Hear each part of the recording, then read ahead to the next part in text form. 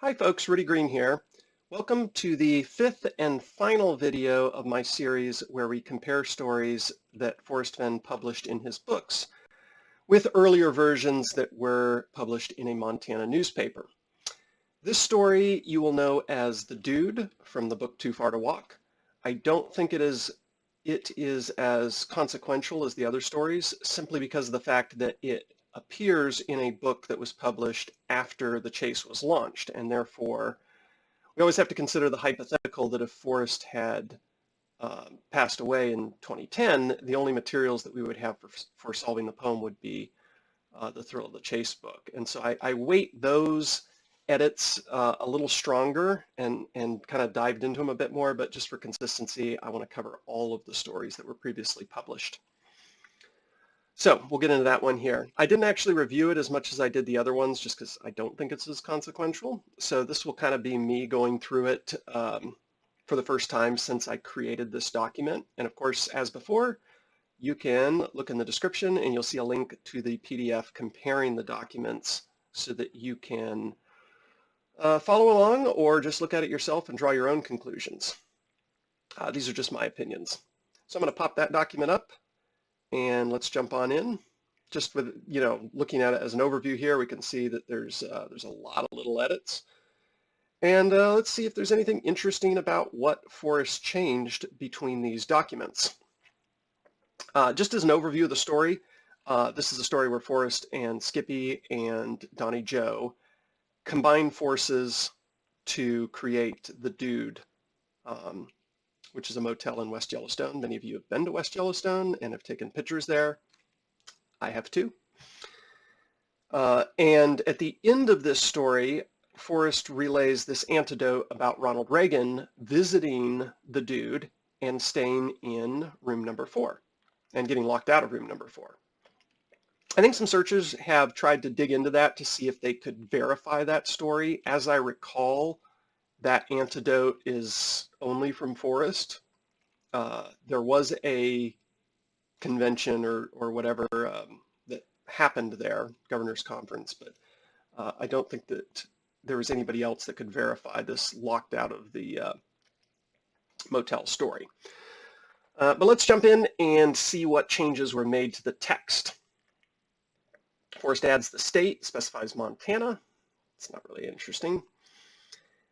In this one, and I think in the Looking for Lewis and Clark, he takes the Heath off of the name of Donnie Joe, probably also inconsequential. Somebody has also dug into this whole postmaster story. I think it was published in the Bozeman paper as well from somebody who had read the story in there and kind of fact-checked it a little bit. And I don't think Forrest got the exact details right. But we'd have to look that up to see. He points out that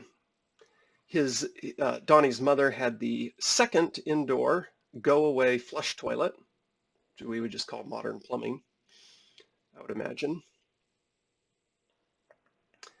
Forrest reiterates that Skippy could do this single-handed. I've just really not seen any changes here that strike me as being useful.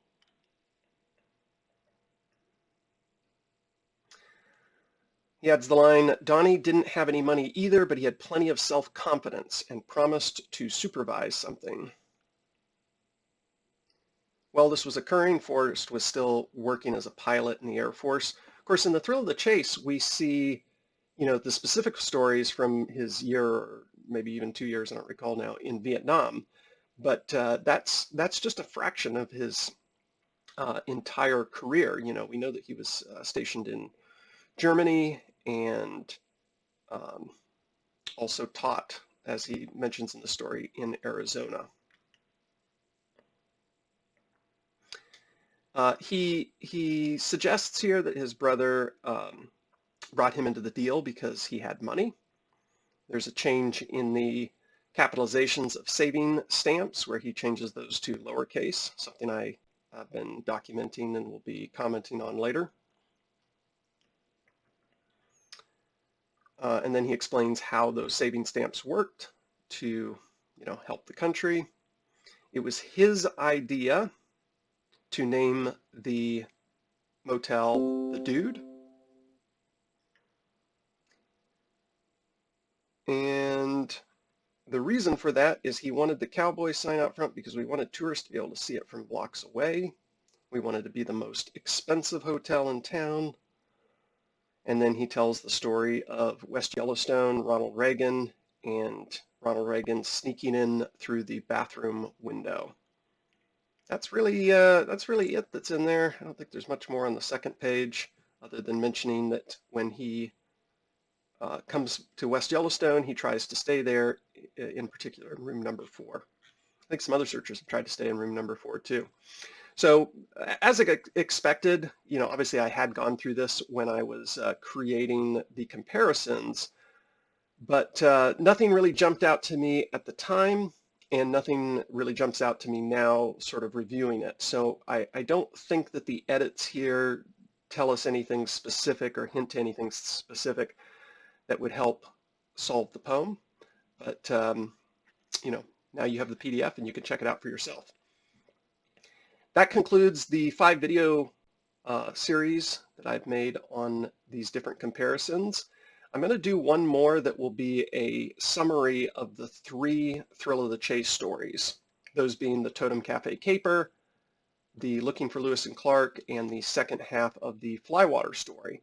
And I want to go into a little bit more detail about the possible hints or context clues that can be derived by comparing these texts, and just give you some more details that I think might be useful.